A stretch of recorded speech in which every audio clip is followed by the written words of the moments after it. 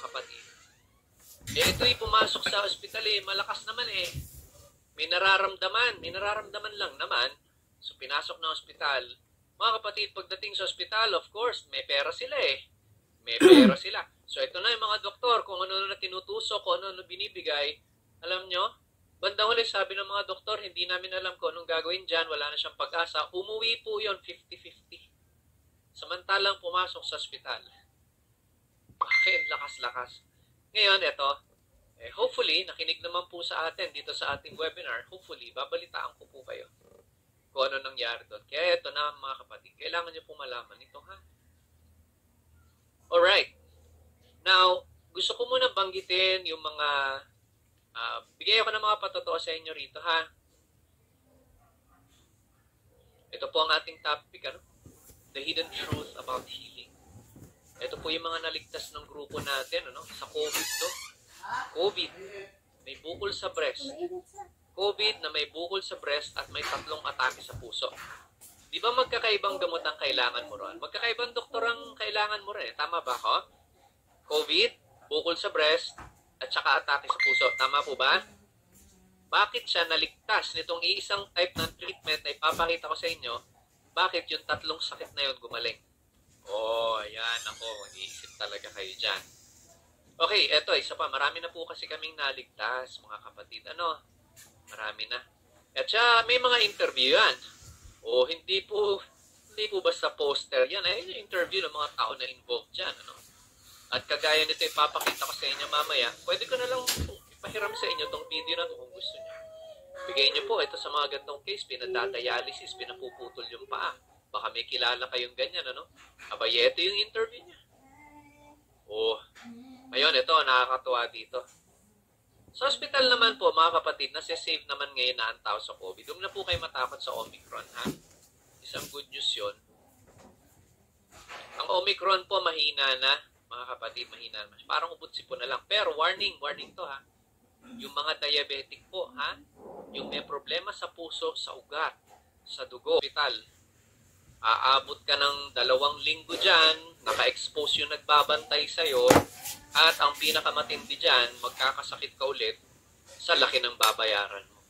Tama ba? 1.4 million po yung binayaran ng isang kakilala ko na lumabas sa hospital dahil sa COVID. Alam niyo magkano nagagastos ng mga nasa-save namin sa COVID? 24 hours, ha? 8,000 pesos. Mura po ba yon? Yan. Kaya kailangan niyo po maintindihan to. Ngayon, ipakita ko muna yung mga tao behind this wonderful company. US-based po ito, ha? Top-level scientists. Yale College, Johns Hopkins, Mayo Clinic, ayan. Yale University. Yan po yung mga taong involved dyan. Now, remember po yung stem cell therapy ni Juan Ponce Enrile. May si Annabel Ramaro ay parang dalaga. Stem cell therapy. Pero magkano binabayaran ni Annabel Ramaro at saka ni Juan Ponce Enrile? 1 million piso yun. Per session yun, ha? Mga kapatid, ang pinag-uusapan natin the same. Makikita nyo mamaya, may anti-aging effect pa ito. Ay, ganun talaga pala pag wala kang sakit. Babata ka. Pero, mga kapatid, yung nagme-maintenance, matatandain po kayo niyan. Sinasabi ko na sa inyo. Lahat po lang kilala kong may maintenance, pumapangit ang balat, yung kanilang mata, iba po ang tingin. Pagkatapos, nanlalambot sila, nagsusuka, ganun po ang buhay nyo pag na puro maintenance kayo. Gusto namin makalaya kayo dyan. Ang sa atin kasi natural. Pero ang problema sa natural, di ba ayaw ng mga doktor? May nakahalata po ba nun? Ayaw ng mga doktor ng natural. Huwag mong isabay sa gamot ko yan, manggugulo yan. Tama po ba? Bakit itong pinakamagagaling na doktor na to ginagamit nila? Baka sabihin niyo naman, Brother James, mga pipitsugin doktor yan. Ako, dami na po niyan. Yung first successful heart transplant sa Asia, nasa UST Hospital lang po si Dr. Jose Yamamoto, huwag mo na kayo magpa-opera sa puso. Pag inopera po kayo sa puso, mga kapatid, ooperahin lang kayo ulit 3 to 5 years later. Hanggang hindi nakakayanin ng katawan mo yung ka-opera o kababayad. 1 million yun. Kailangan natin yung solusyon natin mas permanente kaysa sa band-aid remedy. May-ari ang pinaka-high-tech na dialysis center sa Davao City, Dr. Michael Manalaysay. Okay, ang aking i-discuss sa inyo ay pinopromote ni Dr. Solomon Snyder, Director ng Neuroscience, wow, meron pa palang pag-asa yung Parkinson's, Alzheimer's at saka dementia. O sayang naman mga kapatid, 100 years old ka, ulyanin ka naman. Ay naku, wag na lang, di ba? O ngayon, ito po yung mga doctors na ito, no? Yan, meron tayong webinar every Friday, sila po ang nag-webinar. Ngayon, ito pakita ko lang to. Ito po yung wife ko, no? Ito si Dr. Sei Yamamoto. Ito po ay pastor ng Jesus is Lord Church, may Pao, Caloocan City. Yung kanyang arthritis sa tuhod ay nawala po sa loob ng 1 linggo. Ay napakatagal niya pong ginagamot yon. Pero ang matindi rito, yung member na sa church, pumutok yung ugat sa brain. Aneurysm, yung kinamatay ni Isabel Granada. Unfortunately, patay si Isabel on the spot. Tama ba? Ito naman, di naman namatay yung member na sa church, pero nawala yung memory. Oh, eto na ha. Wawarningan ko po mga kapatid ha. Wawarningan ko yung mga sumasakit ang ulo na tumitibok-tibok pa. Alright, hold on. Yan. Okay. Mga kapatid, yung sakit na ulo na tumitibok-tibok pa, wawarningan ko kayo. Baka namamagang ugat yan. Tapos ang gagawin mo lang, painkiller. Malamang ganun nangyari kay Isabel Granada eh. O ngayon, yung member niya sa church, pumutok yung ugat sa brain. Tapos nawala yung memory. Sabi ng doktor, di na po babalik yung memory niyan. Huwag na kayong umasang babalik ang memory niya. Okay? So, ang isang remedyo, mga kapatid, nalagariin yung bungo nyo, bubutasan. Napakamahal po, no? Tapos nakalagay sa waiver mo, pag namatay ka doon, o hindi na bumalik sa dati yung isip mo, walang sagot ang ospital o yung doktor. So, itong pamilya ay natakot naman, ganun lang, parang ganito eh. Ay, hindi tabla talo eh. Talo eh. Diba? So, ang ginawa nitong pastor, kasi nakita niya yung aking seminar, pinuntahan sa ospital, may pinatak sa ilalim ng dila. Mamaya ko explain to, ha? Pinatak sa ilalim ng dila ito. Mga kapatid, discharge po yun sa hospital. 24 hours. Wala po yung blood clot, balik yung memory. Wala po kayong makikita ng ganyang gamot, remedyo sa ospital. Kaya swerte nga po kayo nakarating kayo rito. Okay, kasi pag nilagay po natin ito sa drugstores, mga kapatid, 10 doble ang presyo nito. Kaya namin ginagawa ito para po hindi kayo nagbabayad ng celebrities, ha? O, tsaka itong mga certifications natin, mga kapatid, ayan ha, non-GMO, organic yan, walang fertilizers, walang pesticides, kaya po walang side effects ito eh. Walang overdose, hindi kagaya ng mga maintenance natin.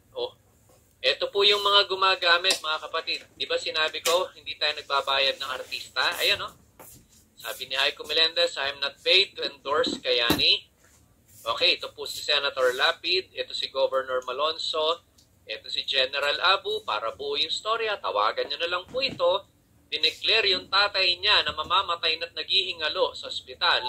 Si General Abu, naka-attend ng seminar natin, pinapatakan niya nito, yung pinakita ko kanina, yung tatay niya sa ilalim ng dila, dinischarge na po yun, nakaka-4 na birthday, Pasko, bagong taon na po yung matanda. Tawagan nyo na lang si General Abu, Special Action Forces. Hindi po tayo nag-invento ng storya rito, ha?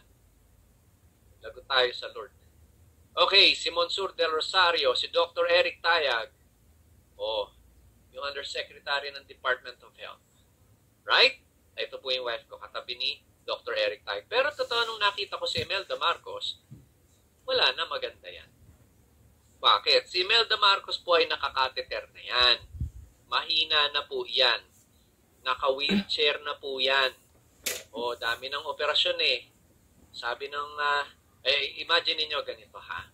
Ang nag-aalaga po dyan ay 10 pinakamagagaling na doktor sa buong mundo.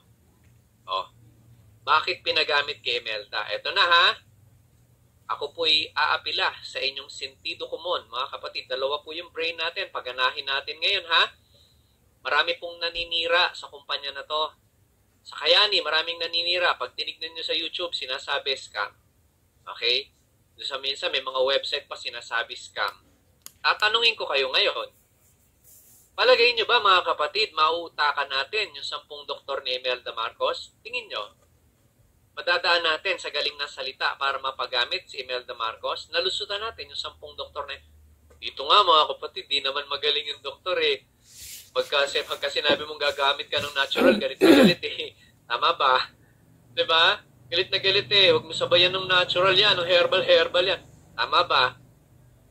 10 doktor yon na puro foreigner. Paano tayo nakalusot? Isa lang ibig sabihin nun. Maganda yung product. Kaya nga si Imelda nag-post pa sa YouTube nung kanyang birthday last year. Oh. Okay na okay pa rin. Samantalang dati nakakatheter na yan at saka naka-wheelchair. O ngayon, isa pa, kung legality or pagiging legitimate na health and wellness company pag-uusapan, eh di lalo hindi natin nalusutan yung mga abogado ni Imelda Marcos. Tama ba? Di nga natatalo si Imelda Marcos dahil ang gagaling na abogado. Tapos sasabihin natin scam tong company na to. Ay di lalo nang hindi tayo nakalusot sa mga abogado na yon. Kaya mga kapatid, gamit-gamit po ng utak. Natutuyo po yan. Natutuyo po totoo ang brain natin pagka hindi tayo nag-iisip. Ha?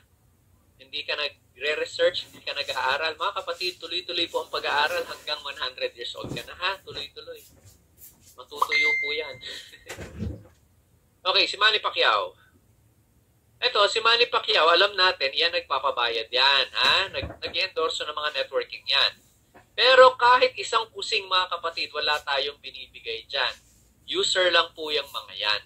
Ba't nila ginagamit? Kasi maganda. Ngayon, eto na, tatapatin ko na po kayo kung ang concern nyo rito ay health. Dito kayo magsisimula. I-visualize nyo na lang po. Unfortunately, hindi po yan ang topic ngayon. Hindi po yan ang i-discuss ko sa inyo ngayon. Okay, basta visualize nyo na lang yan. Yan po lahat ang pumapatay sa atin. Mga kapatid, kung gusto nyo gumaling, tatantanan nyo muna po ito. Ito, bibigyan nyo po ako ng 3 hanggang 6 na buwan na iilagan mo yon. Tapos saka mo gagamitin tong treatment. Ha? Hindi po pwede mga kapatid. Ay, nako. Kakainin pa rin yung mga gusto kong kainin. Tigas ng ulo mo, tapos isasabay mo tong treatment na to, kasi isipin mo, gagaling ka. Mga kapatid, naglolokohan po tayo rito. Ang gusto namin sa inyo, gumaling kayo. Hindi lang po benta-benta ang goal namin. Actually, tapos na po yung presentation. Pwede ko na pong isara to. Nakita nyo na si Imelda Marcos eh. Sigurado yan, maganda yan. Tama ba? Pero bakit pa po natin sinatsaga na kausapin kayo at kumbinsihin kayo? Alam nyo kung bakit? Gusto namin kayo gumaling. Oh. So mga kapatid ha, huwag ipilit yung tigas ng ulo. Eto na, may revelation po ako sa inyo. Kami po, karamihan sa amin dito na member sa Lion of Judah team at yung mga nag-invite sa inyo, karamihan sa amin ay mga Christian na active sa church, mga pastor, mga pastora, mga bishop. Okay, mga Bible teacher po kami. Ako, Bible teacher po ako. At ang prayer po namin, mga kapatid, kapag ka nakarating ka rito, sinunod mo yung payo namin at ginamit mo yung products, yung 3 bagay na to, gagaling ka. Dahil mga kapatid, at 2 taon na po akong nagse-seminar dito at simula nung pandemic. 100% po yung record namin doon na gumagaling. Kahit anong sakit mo, cancer, diabetes, COVID, sundin mo lang lahat yung sasabihin namin. Okay? Kasi mga kapatid, ang goal namin gumaling ka. Mas importante sa amin yun. Alright. So, ito ha, wag ipilit yung tigas ng ulo. Pinapatay po tayo niyan. Sa isang seminar ko po, in-expose ito, lahat po yan may formalin. Kaya lang hindi ngayon na yung topic, sa ibang seminar po yan. May formalin po yan lahat. Saan ginagamit ang formalin? Uy, yung paborito nating 3-in-1 coffee, kung makalaklakan yan 3 beses isang araw, tinitimplang cancer, diabetes, saka kidney failure po yan. Brother James, meron namang mga herbal yung aking coffee, wala po akong pakialam. Ha? Yung mga coffee na yan na merong hydrogenated fats or non-dairy coffee creamer, yun po yung nakaka-cancer doon. Yun yung may formalin. Ibang topic po yan ha, may research po ako dyan. Napuntahan ko na po mga kapatid yung solusyon. Brother James, nakakaiwas ba tayo dyan? Gaya ng sabi ko, yun ang problema. Ngayon, para po sa may sakit na, yung delikado na po yung sakit nyo, talaga pong titiisin nyo 3 to 6 months to at isabay nyo yung treatment. Okay? At magugulat kayo sa resulta nyo. So, pakitaan ko lang kayo ng sample ng mga masunurin dito, ha? Tignan nyo to. Yung mga masunurin dito, ha? Ano nangyayari sa mga masunurin? Okay, explain ko lang po ito. Yan, sige, ipakita ko na to. Pwede ko pong ipahiram sa inyo. Ito yung puputulan ng paa. Kapag ka ikaw, hindi ka pa naging masunurin, ewan ko na lang. Puputulan ka na ng paa. Okay, ayan, ay pinapuputol po ang paa at pinadadialysis. So, diabetes ito ha. 300,000 na po nagagasto sa ospital niyan. Hindi naman gumagaling. 300,000. Ang iniinom po na gamot niyan, mga kapatid, okay, ay isang supot sa isang araw. Grabe, no? Isang supot sa isang araw. 300,000 na po nagagastos ito. Ay, masisimot po kayo sa ospital pag matigas ang ulo nyo. Ayan, no? Bayad na po ang punerarya nito, mga kapatid. Bayad na. Wala nang pag-asa yung pamilya. O, ngayon, inuwi nila itong matanda nung narinig po ito. Naka-attend sila ng seminar ko, no? Inuwi na nila, Tay, ikaw ay kukuhanin na ng Panginoon maghanda na lang tayo. Wala nangyayari sa ospital. Nasisira lang yung kidneys mo dun sa pinaiinom sa'yo sa ospital. Painkillers, anti-inflammatory drugs, antibiotics. Wala naman nangyayari. Mga kapatid, 3 days. 5 days pala ito. December 2019, tignan niyo to. Bakit siya nakaupo? Wala na po yung pamamaga. Wala na yung pamamaga ng binti na hindi nagawa ng paraan sa ospital sa 3 buwan. Ito na, nakita niyo, nangayayat to. Nangayayat yan. Bakit? Gulay, isda, sabaw, steam. Wala pong ibang kinain yan. Walang supermarket items, walang may mga nakapackaging, walang kanin, walang sugar. Kaya nahulog ang katawan niya. Pero mga kapatid, sino ba yung products natin? Nagpa-basketball na po yan pagdating ng 3 linggo pa lang. Yan ang nagagawa ng masunurin. Kaya mga kapatid ha, makinig kayo sa amin kasi ulitin ko. Kung ipipilit nyo po yung tigas ng ulo nyo, hindi kayo gagaling. Alam nyo po, wala po kayo makikita ng seminar na ganito sa Kayani.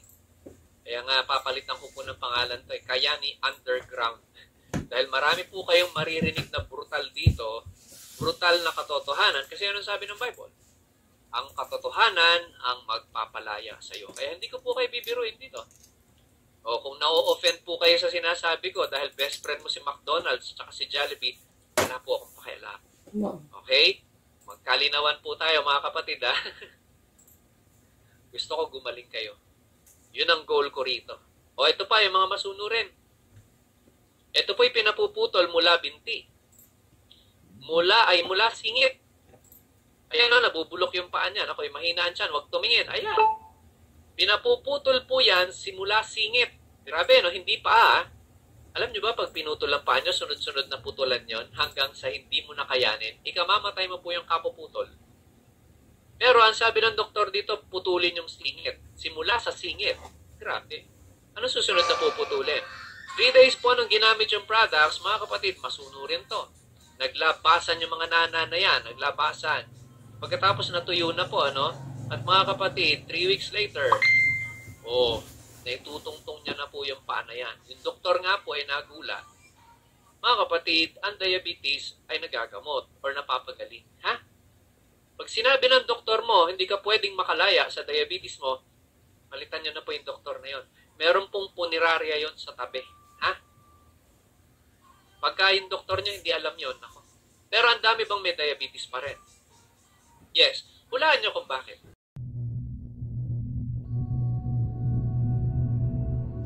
Nitric oxide is naturally made in our bodies. A Nobel Prize was awarded for the discovery that nitric oxide plays a significant role in the cardiovascular system. This discovery revealed nitric oxide as a vasodilator, helping to reduce blood pressure and increase oxygen in the blood. Produced by the lining of the blood vessels, known as the endothelium, nitric oxide acts as a messenger molecule, telling blood vessels to widen or dilate, and contract or relax, like an elastic band. With enough nitric oxide, blood vessels can relax and widen, allowing blood to flow from and to the heart. As we age, we produce less nitric oxide. This can cause the cardiovascular system to become less elastic, which can reduce the flow of oxygenated blood to vital organs. This is the reason it's important to have an active lifestyle and a diet that's rich in nitrates, which bioconvert to nitric oxide and may help maintain normal blood pressure levels and a healthy cardiovascular system. Life's greatest tragedy is that most people do not value their health until they lose it.